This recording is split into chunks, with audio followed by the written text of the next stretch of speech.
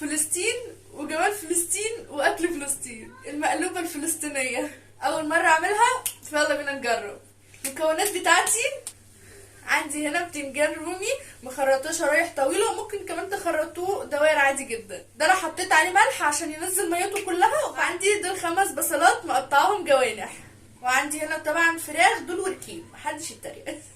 طبعا ممكن تعملوها بلحمه او فراخ اللي انتوا عايزينه برضه. توابل الشوربه بتاعتي هتبقى حبهان صحيح وقرنفل صحيح وعود قرفه، ولو ما عندكوش قرفه عود ممكن تستبدلوها بالبودره عادي، وورق غور او ورق لورا.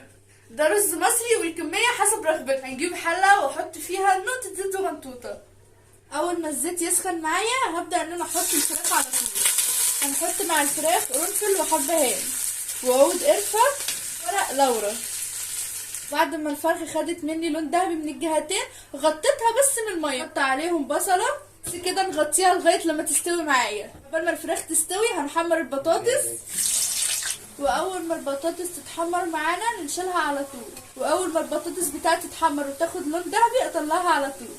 وفي طاسه تانية عشان ننجز الوقت هحط البتنجان الرومي مقطعاه شرايح، وقبليها كنت حاطه عليه ملح عشان ينزل ميته وما يمتصش زيت كتير. هننزل بالبتنجان واول ما يتحول لونه ذهبي نطلعه. هنا بقى عندي البصل قطعته جوانح وهنحمره برضو. هنا بقى عندي الرز اي كميه انتوا عايزينها. حط عليه معلقه كبيره من القرفه، معلقه صغيره من الفلفل الاسود، معلقه كبيره من الكاري، معلقه صغيره من الملح، واقلب كل ده في بعض. هنجيب الحله اللي هنرص فيها حاجتنا، وهجيب البتنجان ابدا ان انا ارصه من الجناب الاول في الارضيه بتنجان عشان الحله كبيره بس. هنجيب البطاطس اللي قليناها. في ناس بتحط في الارضيه طماطم بس انا ما حبستهاش قوي. هبدا ارص بقى البطاطس كده، هحط شويه رز وهحط الفرخه بتاعتي، حطيت رز تاني وهحط بطاطس تاني. البصل اللي حمرناه هحط بقى بقيت كميه الرز. الشوربه بتاعت الفراخ هبدا اصبها على الرز بتاعي.